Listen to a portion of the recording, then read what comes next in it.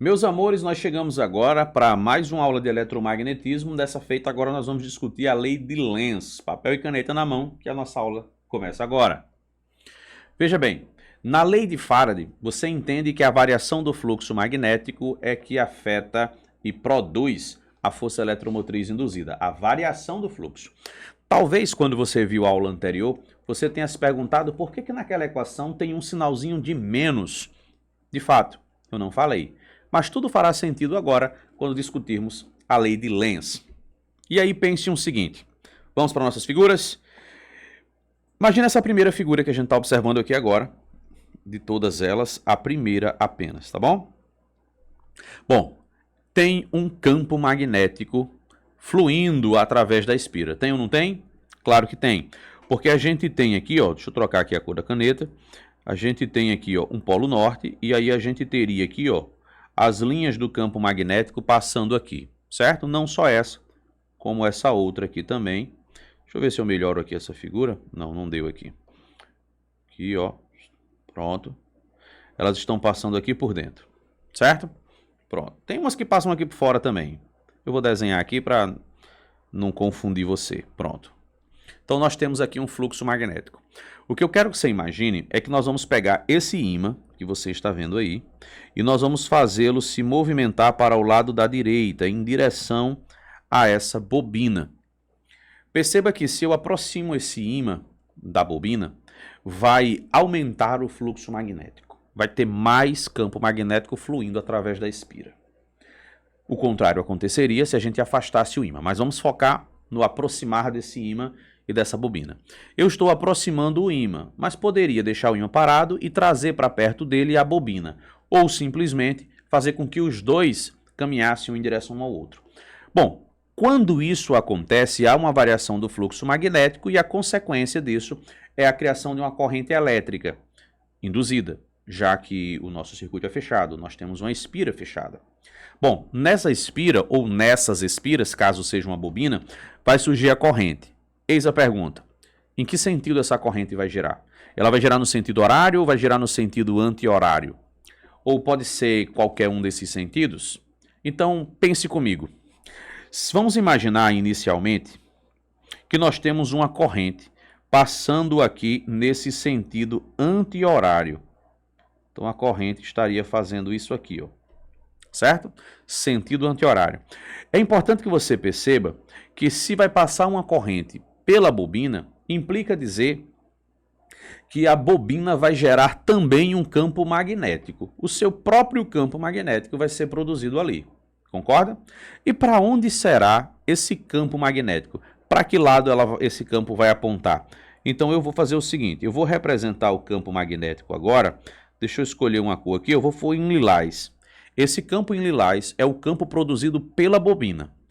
Dê uma pausa se caso for preciso e veja com a regra da mão direita o sentido desse campo magnético. Bom, aplicando a regra da mão direita, a gente vai perceber que nós vamos ter um campo magnético vindo assim, ó.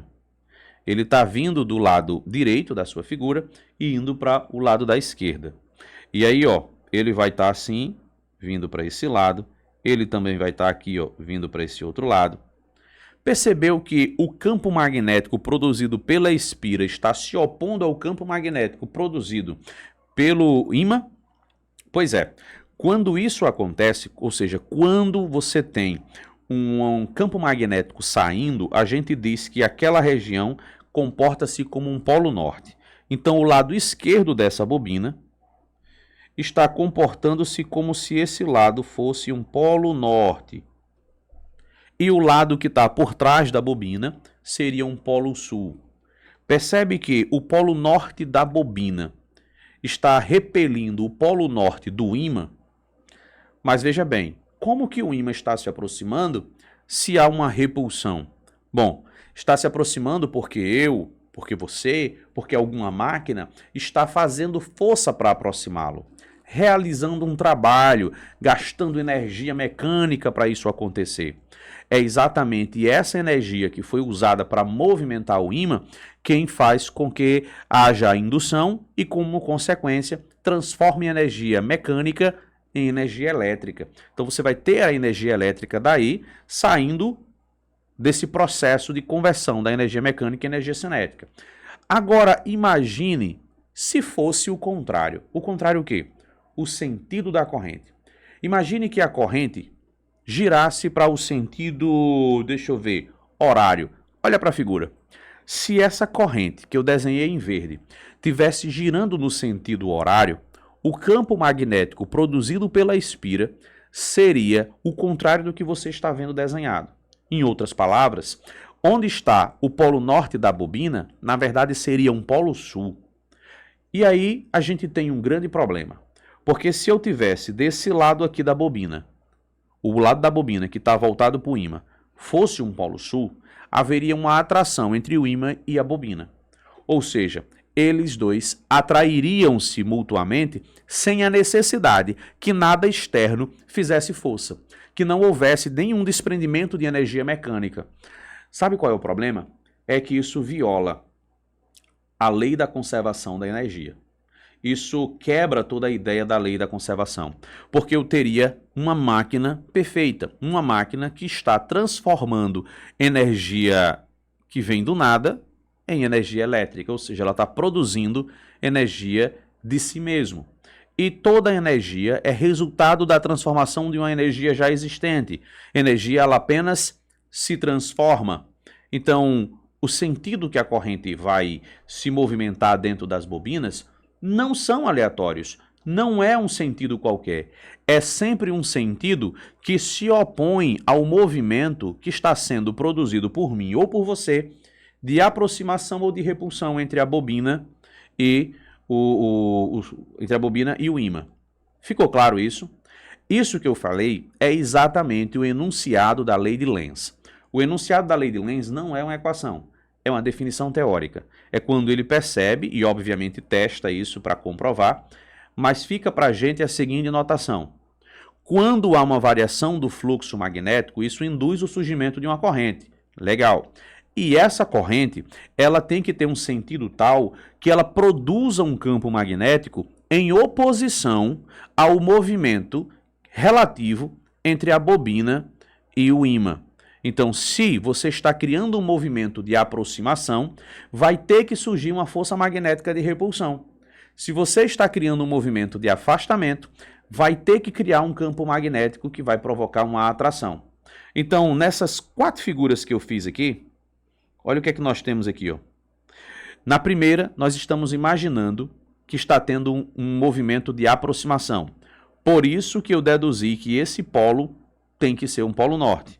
Agora, se eu digo para você, ó, que eu estou afastando esse ímã, vamos levá-lo agora para longe, então tem que ter uma força magnética que se opõe a isso. E para que isso aconteça, esse lado aqui, ó, da bobina tem que ser um polo sul. Por quê? Porque ele vai provocar uma atração. Ó. É você tentando afastar, e você vai conseguir afastar, porque a sua força sempre vai vencer essa outra, do contrário isso não aconteceria, né?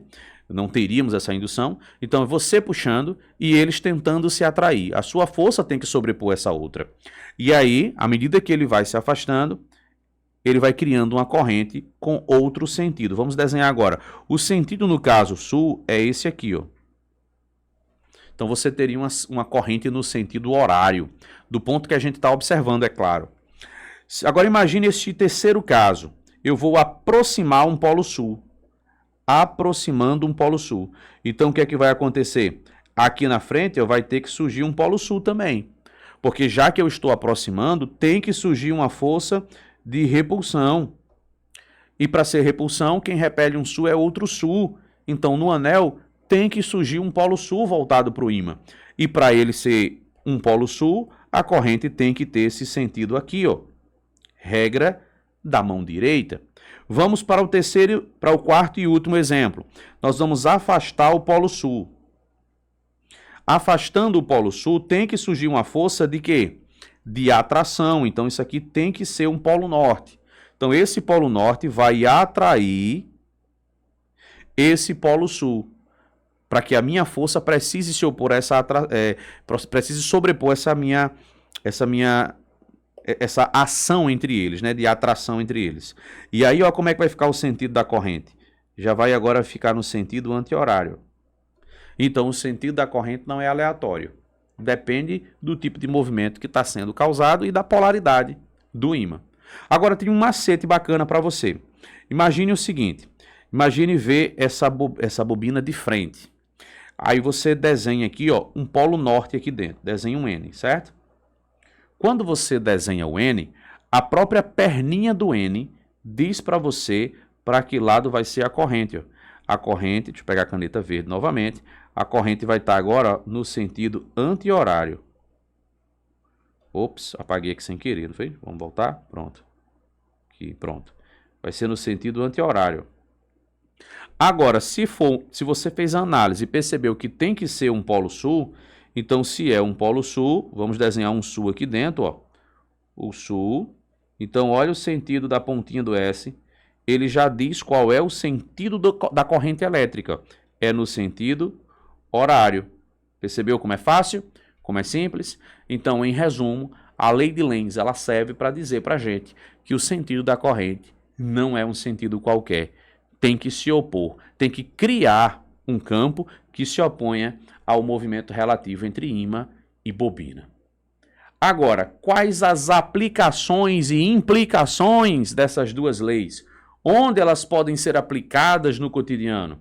Então você vai ter que aguardar, porque aí é tema da nossa próxima aula. Até lá!